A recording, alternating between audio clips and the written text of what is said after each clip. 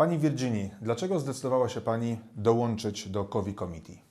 Parce que ça faisait partie du combat pour la vérité. J'ai eu cette opportunité dès le début, donc j'ai intégré la commission Covid pour obtenir plus d'informations, parce qu'il est nécessaire de savoir ce qui s'est passé durant la crise Covid, parce qu'ils veulent mettre en place une stratégie dans le dur, avec beaucoup de temps, et aussi pour l'avenir. Donc il était pour moi utile et nécessaire de rentrer dans cette commission spéciale Covid. Il faut savoir que cette commission a une durée très limitée. Elle devrait d'ailleurs se terminer à la fin de cette année pour pouvoir mettre en place cette stratégie. W wielu krajach ludzie próbują walczyć o prawdę. Pani działa na poziomie Unii Europejskiej. Jakie Pani zdaniem skutki prawne może odnieść Komisja, w jaki sposób wnioski końcowe Komisji i czy mogą wzbudzić skutki prawne w postaci na przykład pozwów do sądów, bądź na przykład, że ktoś pójdzie do więzienia, czy Komisja ma taką moc? Cette commission, comme je l'ai dit, elle a un rôle provisoire pour tirer bilan d'une crise sanitaire Covid. Et son objectif, c'est de tirer les leçons de cette crise pour pouvoir mettre en place une stratégie qui n'est pas une stratégie contraignante pour les États membres. C'est une commission un petit peu pour voir ce qui a fonctionné et pour demain prévenir des pandémies. Ce sera une feuille de route en fait pour les États membres, pour les 27 États membres qui devront mettre en place une stratégie au niveau national. Elle n'aura pas donc d'effet direct contraignant, elle sera juste une stratégie qu'elle va demander de mettre en place par voie nationale. Wiemy, że komisja, w której Pani bierze udział i bierze udział Pani w pracach tej komisji, próbowała dwukrotnie wezwać szefa firmy Pfizer, pana Burla. Nie udało się. Czy komisja ma jakiś pomysł, bądź jest jakiś prawny sposób, aby rzeczywiście szef tej firmy stawił się i mógł odpowiedzieć na stawiane przez Państwa pytania? Alors aujourd'hui, nous avons demandé officiellement le retrait des badges d'accès au Parlement. Parce qu'effectivement, comme vous l'avez dit, 2 fois il a refusé de venir alors que ses collègues d'autres laboratoires sont venus. Même si ce n'est pas une commission qui a des pouvoirs contraignants, il y a une problématique autour de ce contrat d'achat de Pfizer qui est le plus important passé par la commission. Et donc, on a demandé à ce qu'il vienne, il l'a refusé 2 fois. Il a fait venir un cadre pour cette audition qui a répondu à certaines de nos questions, mais pas à toutes, notamment la transmission des SMS, puisque, comme vous le savez, il y a ce problème de non-transparence dès la part des contrats et aussi de la négociation qui s'est faite hors cadre, hors contrôle. Et c'est pour cette raison que nous avons demandé encore une 2e fois sa venue à la commission. On a demandé par voie écrite à répondre à toutes ces questions, il l'a refusé. Donc aujourd'hui, avec mes collègues de cette commission, nous avons donc demandé le retrait de badge, comme l'affaire de Monsanto. Je ne sais pas si vous vous rappelez de cette histoire, parce que le problème, c'est que ces lobbyistes de ces laboratoires ont un accès permanent au Parlement. Donc c'est une sanction symbolique et nous espérons qu'elle sera suivie par le secrétariat et le Parlement. Wielu Polaków, ale również wielu Europejczyków patrzy się na temat szczepień poprzez pryzmat firmy Pfizer. A wiemy doskonale, że głównym, a właściwie nawet ważniejszym graczem jest firma BioNTech. Szefem tej firmy jest pan Ugur Sahin. Czy komisja również będzie próbować wezwać pana Ugura Sahima, żeby móc zadać mu kilka prawdopodobnie niewygodnych pytań? Effectivement, ça fait aussi partie du projet de vouloir interroger le PDG de BioNTech, puisqu'effectivement, ils sont partenaires du contrat d'achat de Pfizer. Il y a eu une mission il y a 2 mois, je crois, à l'EMA, et ils ont la délégation est allée in situ dans le laboratoire BioNTech. Le problème, c'est que ce n'était pas une vraie audition, puisque la plupart des députés n'étaient pas représentés. Et cela pose le problème, puisque quand on vient dans l'enceinte du Parlement, il y a plus de temps et c'est réparti de manière équitable, ce qu'il n'a pas eu jusqu'à présent avec le PDG de BioNTech. Moi, à titre personnel, puisqu'on n'a pas eu cette occasion, même si on l'a demandé, parce qu'aujourd'hui, comme je l'ai dit, cette commission, elle a un délai court, puisqu'elle veut, avant la fin de l'année, proposer une résolution, comme je l'ai expliqué, la mise en place d'une stratégie. Donc on est limité par le temps. Donc on ne sait pas si on pourra obtenir cette audition du PDG de BioNTech. Donc moi, en parallèle, j'ai posé des questions, notamment autour du mari de Madame von der Leyen, Heiko, qui est partie prenante de ce laboratoire. Donc nous attendons des réponses de la Commission et elles seront donc accessibles à tous les citoyens européens sur le site du Parlement. Ils ont été à l'agence du médicament et en même temps, dans cette mission, ils ont eu, je crois, un rendez-vous au laboratoire BioNTech en Allemagne. Ça faisait partie d'une mission où ils ont eu plusieurs jours. Les députés ont pu aller sur place. Mais ce n'était pas cadré, donc il n'y a pas eu de questions posées équitablement. No właśnie, czy komisja będzie się pochylać również i czy wystarczy czasu na to, żeby zbadać powiązania pani Ursuli von der Leyen i jej męża, również jej syna, który jest w firmie doradczej McKinsey? Non, c'est un sujet passionnant parce que ça fait partie de tout ce combat pour la vérité et de transparence. On est parti sur le contrat Pfizer qui pose problème. On se rend compte que derrière, quand on regarde le parcours de Madame von der Leyen, il est problématique d'entrée. Il faut rappeler quelque chose de très important. Pourquoi Madame von der Leyen? Pourquoi elle est là? Normalement, dans les règles, c'était Manfred Weber qui aurait dû être président de cette commission, puisque normalement, on appelle ça le Spitzenkandidat, c'est-à-dire que c'est le parti majoritaire qui a gagné aux élections qui propose son candidat. Et c'était donc Manfred Weber. Et M. Macron en a décidé autrement. Il a dit qu'il fallait changer les règles. Et c'est pour cela l'Allemagne a présenté Mme von der Leyen, parce qu'il fallait l'exfiltrer, vous l'avez bien dit, l'exfiltrer de l'Allemagne, puisqu'il y avait un problème autour de ces contrats McKinsey quand elle était ministre de la Défense. Je rappelle ce point parce qu'il est important. Parce que donc, avec une casserole en Allemagne, on la propose comme candidate. Et très important de revenir sur le résultat du vote. Le vote elle l'a gagné à très peu de voix. Il y avait une majorité, mais de 7 voix. Et donc, ce qui veut dire que dès le départ, elle n'a pas reçu un vrai triomphe pour sa venue comme présidente de la Commission. On a eu donc l'achat des contrats Pfizer. On se rend compte que son mari pourrait être impliqué grâce à sa société Orgenesis qui a bénéficié de subventions de la Commission européenne, pas de manière directe, mais via un consortium. Cela, ça fait partie aussi des questions que je pose à la Commission. Il faut savoir que quand on pose ce type de questions, il y a des fois des fonctionnaires qui nous demandent de changer le titre ou de changer des phrases qui pourraient problème. Et ça a été le cas là, pour le coup.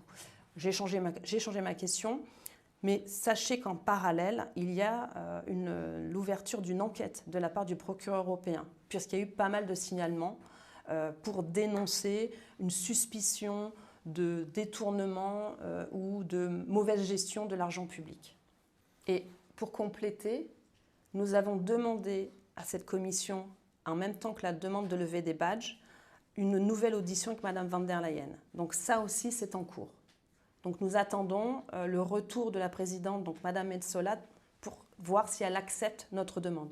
Tous les groupes politiques l'ont demandé, sauf deux grands partis, je n'ai pas le droit de le dire, mais à part deux grands partis du Parlement, tous les autres ont convenu qu'il fallait que Mme von der Leyen vienne dans notre commission. Głównym słowem w takim razie, który się pojawia w tym przekazie, jest transparentność, a właściwie brak transparentności. Wiemy, że z SMS-ów ujawnionych, które wysyłała pani von der Leyen do szefa Pfizera, że między innymi efektem tych SMS-ów była negocjacja ceny za dawkę szczepionki z 15 euro do 19,5. Ciekawe, bo zwykle wydaje się, że negocjuje się ceny w dół. Tutaj efekt był taki, że z 15 cena wzrosła o 4,5 euro. Czy wierzy Pani jako polityk i członek komisji, że uda się kiedykolwiek Europejczykom i całemu światu zobaczyć treść tych SMS-ów? L'affaire des SMS est vraiment emblématique de toute cette négociation de plus gros contrats d'achat avec Pfizer. Je rappelle les chiffres. 4,6 milliards de doses au total pour 71 milliards d'euros. Pour Pfizer, c'est 1,8 milliard de doses en tout début de pandémie. Je rappelle, nous sommes 445 millions de citoyens européens. Donc vous voyez la balance, 4,6 milliards de doses, 455 millions de citoyens. On ne nous a pas dit dès le départ qu'il nous fallait 10 doses. Donc moi, j'ai plusieurs questions autour déjà du contrat. Effectivement, comme vous le savez, les contrats sont illisibles. Les clauses les plus importantes sont grisées. Encore actuellement, l'accès est possible, mais comme le contrat est illisible, on ne va pas perdre de temps. Les clauses les plus importantes, vous l'avez dit, c'est le prix. Comment a été négocié le prix? Parce qu'effectivement, on est parti d'un prix grâce, je rappelle, au rapport de la Cour des comptes qui dénonce un manque de transparence, qui dénonce une négociation hors cadre et floue, nous indique qu'il y a eu une augmentation des prix qui est pour Pfizer, par exemple, de 17 € jusqu'à 20 € pour les derniers chiffres par dose. Donc effectivement, le manque de transparence par rapport à un contrat qui a été fait en vitesse et on ne sait pas avec qui, un manque de transparence au niveau des SMS, on ne sait pas le contenu des SMS, malgré la demande de la médiatrice et malgré le refus de la commission qui dit qu'elle a perdu les SMS. Je ne sais pas, mais en 2023, quand on veut connaître, la police veut connaître le contenu d'un téléphone portable, elle peut l'obtenir. Donc c'est pour cela qu'aujourd'hui, il y a cette enquête de la procureure. Même si la réponse est de dire j'ai effacé mes SMS, normalement la police, en 2023, est apte à obtenir ces SMS. Donc j'ai confiance en la justice. J'espère que la procureure va aller jusqu'au bout parce que ça remet en question tout le système que ces institutions européennes nous vendent chaque année, chaque début de mandature, transparence, probité, confiance. Donc si on veut aller dans ces valeurs et surtout les promouvoir, eh bien, il faut que cette affaire du plus gros contrat d'achat de l'histoire de l'Union européenne soit enfin communiquée à tout le monde et de manière la plus transparente possible. Si je peux compléter, on a parlé des prix, mais moi je fais aussi un focus sur pourquoi avoir commandé autant de vaccins en tout début de pandémie. Pourquoi 1,8 milliard de doses que pour Pfizer? Pour moi, il pourrait y avoir un détournement de fonds publics, puisqu'on ne savait pas combien de doses nous avions à avoir dans leur stratégie vaccinale. Aujourd'hui, on se retrouve avec un surstock. On se retrouve à jeter des doses périmées. Donc, pourquoi avoir commandé autant? C'était une des questions que j'ai posées lors de l'audition de la Cour des comptes. Ils n'ont pas répondu. Donc, j'espère que le procureur posera cette question. Pourquoi, en tout début de crise, autant de commandes? Pourquoi? Il faut le justifier, parce que c'est de l'argent jeté par les fenêtres. Pas pour eux, évidemment, pas pour Pfizer, mais pour nous, oui. No właśnie, czy komisji udało się ustalić, kto najprawdopodobniej stoi ostatecznie za podjęciem decyzji dotyczącym zakupu takiej ilości dawek szczepionek? Écoutez, moi je crois qu'on a une réponse en regardant les remises de prix. Je crois qu'il y a eu 2 remises de prix. La première, ça a été à Washington, je crois, où M. Bourla recevait le prix par Mme von der Leyen du meilleur businessman. Donc je crois que pour Pfizer, on voit à qui profitent ces commandes. Et je crois que l'année d'après, il y a eu une autre remise de prix où là, c'était un prix remis à Bill Gates. Je ne sais plus exactement à vérifier, mais moi, ça m'avait choquée. Je me dis, est-ce que la Commission doit, en plus de passer ses commandes, être dans des shows où on remet des prix du meilleur businessman à M. Bourla, et ensuite un autre show où là, c'est la Commission qui remet le prix à Bill Gates parce qu'il a été bon dans la stratégie, nous a aidé à mettre en place cette stratégie du vaccin. Donc à qui profite? On voit bien tous ces milliards d'euros, en tout cas ils sortent de la poche des contribuables des Européens et ils vont directement auprès de ces laboratoires qui ont mis en place un système de commande. Et je sais qu'il y a plusieurs États qui aimeraient suspendre ces contrats de commande, puisque c'est sur 3 ans. J'avais lu que des pays baltes voulaient que la Commission renégocie. Je crois que même la Pologne avait demandé à ce qu'on suspende cette commande dingue de doses tous les 6 mois où on se retrouve, chaque État membre se retrouve avec un surstock. Et donc on voit très bien à qui profitent ces achats. Et je trouve regrettable, surtout, je vais vous donner une information, en France, on a une pénurie de médicaments parce que ces Big Pharma, finalement, ça ne les intéresse plus de vendre du paracétamol, ce n'est pas assez rentable, ça ne les intéresse plus de vendre des antibiotiques, ce n'est pas assez rentable. Par contre, ils ont trouvé un bon filon, c'est le vaccin.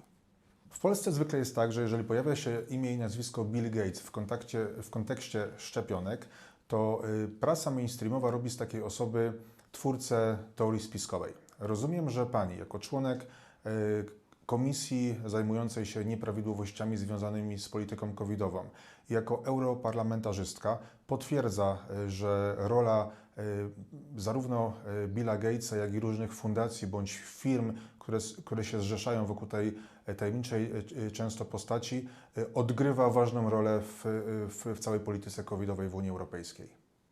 Alors, je suis étonnée, c'est bien. Vous l'appelez, les médias mainstream l'appellent complotiste? Ben, en France, non. En France, il vient comme un pape. Il est invité sur les médias mainstream pour présenter son livre et il est écouté comme un gourou. Pour la France, c'est quelqu'un de très appréciable, c'est un grand mécène, il sauve la planète. Ça, c'est la vision des médias mainstream. Et c'est pour ça qu'il a toutes ses entrées, que ce soit à l'Élysée, que ce soit dans les télévisions françaises, et même ici maintenant à la Commission, où là, comme je l'ai dit, il reçoit des prix, un coup je te donne un prix, après je reçois un prix. Il faut savoir que Bill Gates, quand vous regardez souvent dans les Wikipédia, par exemple le laboratoire CureVac, il est partenaire, il fait partie du laboratoire CureVac. La Bill et Melinda Foundation sont partout. Donc dans ce laboratoire CureVac, vous les retrouvez aussi dans Gavi. Gavi, c'est l'Alliance mondiale des vaccins. Donc il est partout, il est très apprécié en France et en Europe. Et moi je trouve assez effrayant de voir qu'on donne trop de pouvoir à ce personnage. Je crois qu'il est en ce moment invité à Davos. Alors à quel titre? Parce que pour moi, Bill Gates, c'est à la base un informaticien qui a monté une boîte qui s'appelait Microsoft. Et je ne comprends pas la relation de ce monsieur avec le vaccin et pourquoi maintenant on l'interroge comme un expert en vaccin, comme un scientifique. Pour moi, il n'a aucune légitimité sur ce sujet, si ce n'est de recevoir des fonds et de paraître comme un gourou auprès des personnes, des gouvernements et des institutions. Muszę przyznać, że ja również byłem sceptykiem i kiedy rok temu przygotowywałem materiał dla Polaków i próbowałem rozłożyć strukturę firm, które są powiązane z zakupem szczepionek w Unii Europejskiej, także podchodziłem do udziału pana Billa Gatesa z dużym umiarem, ale kiedy już wszystko sobie rozpisałem na kartce, to rzeczywiście na samym końcu całej drabinki zawsze pojawia się nazwisko, prawie że zawsze, Billa Gatesa. Ale czy jest Pani gotowa na kolejne trudne pytanie? Je suis toujours prête à répondre à toutes les questions, même difficiles. Czy komisji, w której Pani uczestniczy, w której pracach Pani uczestniczy, udało się ustalić, kto z imienia i nazwiska na poziomie Unii Europejskiej zdecydował o tym, że 75% treści umowy z firmą Pfizer jest zaczerniona? Alors, officiellement, c'est l'équipe de la commission. Alors, je ne connais pas exactement la structure de la commission, notamment sur les marchés publics. Mais il est dit que dans tous les contrats d'achat, la règle pour protéger les laboratoires, c'est de griser les clauses. Donc ça fait partie là aussi d'une procédure interne de la commission pour protéger. Donc je ne sais pas si ce sont les fonctionnaires ou si c'est le commissaire, mais effectivement, le commissaire pourrait assouplir la règle pour des raisons de transparence. Ce qu'on peut faire plus, on peut faire moins. Donc l'origine, on va dire que c'est l'application bête et stupide d'une réglementation interne à la Commission pour protéger les laboratoires. Mais vu qu'il y a le contexte où il y a beaucoup d'argent et aujourd'hui il y a une contestation de beaucoup de députés quand même, une contestation de beaucoup de députés qui remettent en question cette négociation, elle pourrait aujourd'hui rendre le contrat public et elle devrait le rendre public. Donc là, à l'origine, on va dire, ce serait plutôt une application bête et stupide de la réglementation, donc plutôt les fonctionnaires. Aujourd'hui, elle aurait la possibilité d'ouvrir le contrat et ça permettrait d'assainir la situation. Et je compléterai. Madame von der Leyen, donc c'est la présidente de la commission, de toutes ces commissions. On sait aujourd'hui qui a signé ces contrats, parce que ça aussi, c'était caché. Mais comme vous le savez, il y a une version non caviardée qui traîne sur Internet. Et on a vu que la signataire, c'était la commissaire Kyriakides. Donc elle aussi, il y a Madame von der Leyen, donc, qui est donc la présidente de la commission, qui a autorité, et en même temps, Madame Kyriakides pourrait aussi demander à ce que les contrats soient enfin lisibles pour tous. Czegoś tutaj nie rozumiem. Żyję w przekonaniu, że osoby, które reprezentują kraje członkowskie, 27 państw tworzy Unię Europejską, dla nas, zwykłych Polaków, wydaje się, że transparentność jest absolutnym wymogiem, żebyśmy mogli Państwa wybierać na kolejną kadencję i żebyśmy mogli Państwu ufać. Ja Pani ufam, dlatego przyjechałem tutaj do Strasburga, żeby dowiedzieć się, co udało się ustalić w komisji. Gdybym mógł Panią spytać, ile Pani zdaniem osób na poziomie Komisji Europejskiej widziało w pełni niezamazaną umowę z firmą Pfizer? Ceux à qui ça intéresse. Si le sujet les intéresse, on a accès au contrat. Je pense que déjà l'équipe de base qui était autour de la mise en place de ce contrat, donc Pfizer évidemment, partie prenante, je pense que les experts, les juristes ont vu les contrats et il faudrait savoir d'où vient la fuite, puisqu'il y a ce contrat qui est sur Internet où on a la version non grisée. Donc ça doit venir d'une des parties prenantes, donc soit de Pfizer ou de la Commission. En termes de nombre, je ne peux pas dire parce que c'est à mon avis l'équipe initiale de négociation, parce que je rappelle le contexte. Le contexte, c'était en pleine crise Covid, la plupart des bureaux on était en confinement. Donc je ne pense pas qu'il y ait beaucoup de personnes qui aient pu avoir accès, en tout cas nous, députés européens, c'est sûr, personne n'a eu accès à ces contrats. Et c'est quand même grave parce que, comme vous l'avez dit, on a un besoin de transparence, de vérité. Nous, notre mandat, on représente les citoyens et on représente leur volonté de savoir. Parce que c'est un contrat qui a un aspect financier énorme, mais il a aussi un aspect et un impact énorme sur notre santé. On veut savoir, notamment, on parle beaucoup de prix, d'argent, mais la santé n'a pas de prix et d'argent. Moi, je m'intéresse aussi beaucoup à la clause sur la responsabilité. Parce que, on rappelle, c'est un vaccin tout nouveau, donc contrat qui sort de nulle part, vaccin qui sort de nulle part, pardonnez-moi, il sort de nulle part. En très peu de temps, on a sorti ce vaccin. Et la question, moi, fondamentale, c'était demain, parce que je viens, moi, du domaine des assurances.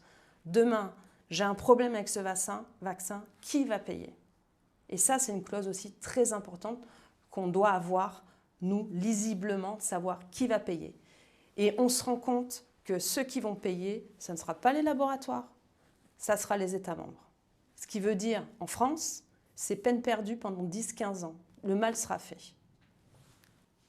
No właśnie, od września 2022 roku szczepionki przeciw COVID-19 już nie są warunkowo dopuszczone, tylko są już pełnoprawnymi szczepionkami zdaniem Komisji Europejskiej i zdaniem EMA i zdaniem również producenta tych szczepionek. Po pierwsze, czy to nie powinno oznaczać, że za ewentualne NOP-y nie powinno już płacić państwo członkowskie, tak jak było to do września, i odpowiedzialność powinna przejść na producenta szczepionek? Czy to jest ten proces obecnie procedowany i w jaki sposób Komisja Europejska będzie regulować tę kwestię? Czy Pani coś wie na ten temat? Quand on lit les contrats, normalement, la validité de contrat, les commandes et la clause qui est intégrée dans ce contrat est valable 3 ans. évidemment, il y a cette nouveauté. Effectivement, l'autorisation était conditionnelle et aujourd'hui, elle a été modifiée, ce qui, effectivement, devrait avoir un impact sur la responsabilité. Je dis devrait, parce qu'il y a le contrat initial. Il faudrait donc avenanter le contrat. D'accord ? Ce qui n'est pas fait aujourd'hui. C'est donc une question que nous avons posée lors d'une audition et on n'a aussi pas obtenu de réponse. Donc effectivement, cette question de la responsabilité va devoir être de nouveau, et moi je voudrais avoir un écrit, parce que en tant que juriste aussi, et pour demain des personnes qui voudraient se retourner contre les laboratoires plutôt que les États membres, vont avoir besoin de ces écrits. Donc effectivement, c'est une très bonne question. Je vous remercie de l'avoir posée parce qu'aujourd'hui, à ce stade, on n'a pas la réponse de la Commission. Mais si on lit le contrat même illisible, donc même cette clause qui est grisée et qui indique l'irresponsabilité des États membres avec un contrat qui est valable 3 ans, pour moi, c'est ce contrat qui reste valable. Donc malgré l'autorisation de l'Agence du médicament qui modifie un petit peu cette autorisation et qui devrait engager le laboratoire. W komisji covidowej również pracują trzej europosłowie z Polski. Pani Kopacz, pan Karski i pan Arłukowicz. Czy była już może możliwość spotkania ich osobiście i czy pani już miała możliwość wspólnej pracy w komisji z polskimi europosłami? Je vais essayer d'être diplomatique. Je ne savais pas qu'il y avait 3 Polonais. Je suis désolée, donc c'est vrai que nous ne sommes pas tout le temps au même moment pour les auditions. Donc je ne peux pas dire. C'est vrai que les parlementaires les plus, on va dire, impliqués, sans doute vous les connaissez, parce que nous, depuis le début, pour nous, c'est un combat pour la liberté et la vérité. Je ne pense pas que les autres soient sur la même longueur d'onde. Mais on est peu nombreux. Hein. Il y a moi, Madame Rivasi, Ivan Sinčić, Madame Anderson, Monsieur Rob Roos, Christian Terres, Mislav Kolokusic. Donc on est 7 vraiment très actifs. Ce qui veut dire que peut-être les autres le sont, mais en tout cas, c'est vrai qu'il n'y a pas ce même ressenti. Il n'y a pas ce même ressenti dans ce combat pour la vérité et la transparence. Gdybym panią miał zapytać i poprosić o odpowiedź tak lub nie, czy jest pani za tym, aby w Unii Europejskiej wciąż funkcjonowały paszporty covidowe? Contre, mais complètement contre, et je me battrai contre. Pourquoi? Parce que on a vu des dérives autoritaires en France, on a vu de la folie, on a vu des gens perdre leur métier. Encore aujourd'hui avec des gens qui sont suspendus parce qu'on considère qu'ils devraient être vaccinés. Le pass sanitaire, c'est un outil de contrainte autoritaire et on a vu en France vraiment des choses aberrantes pour aller au restaurant et pour aller des fois même au sport. Et donc moi j'ai peur que ce pass sanitaire, quand il est mis dans des mains trop autoritaristes, il y ait des dérives. Mam nadzieję, że to nie ostatni raz, kiedy się widzimy, dlatego że tak samo jak w Polsce mówi się, że szczepienia są dobrowolne, a wciąż wymagane są szczepienia od medyków, tak samo z tego co wiem we Francji szczepienia są wymagane od strażaków, co z mojego punktu widzenia nie ma to żadnego sensu. Bardzo Pani dziękuję, że Pani poświęciła mi swój czas i mam nadzieję do zobaczenia. En tout cas, je voulais vous remercier de votre venue. Moi, j'aime beaucoup votre pays, la Pologne, parce qu'effectivement, vous avez eu des prises de position qui étaient courageuses, notamment la demande d'avenanter les contrats.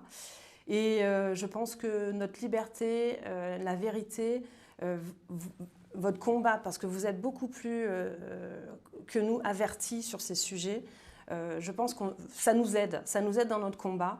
Je vois que j'ai beaucoup de soutien en Pologne, en Roumanie, dans tous ces pays de l'Est. Et c'est important pour nous de savoir que nous sommes vus, soutenus, parce que finalement, ces valeurs, nous les partageons, la liberté, la vérité, la probité, la transparence. Et je vous remercie beaucoup pour cette interview. Et vous l'avez vu, vous avez entendu, il y a la sonnerie. Donc je vais aller devoir voter parce que c'est aussi notre rôle d'aller voter pour ou contre des décisions. Et c'est vrai que politiquement, moi je regrette la position du Parlement qui passe son temps à vous sanctionner. Et vous pouvez regarder mes positions de vote. Moi je suis vraiment pour la liberté.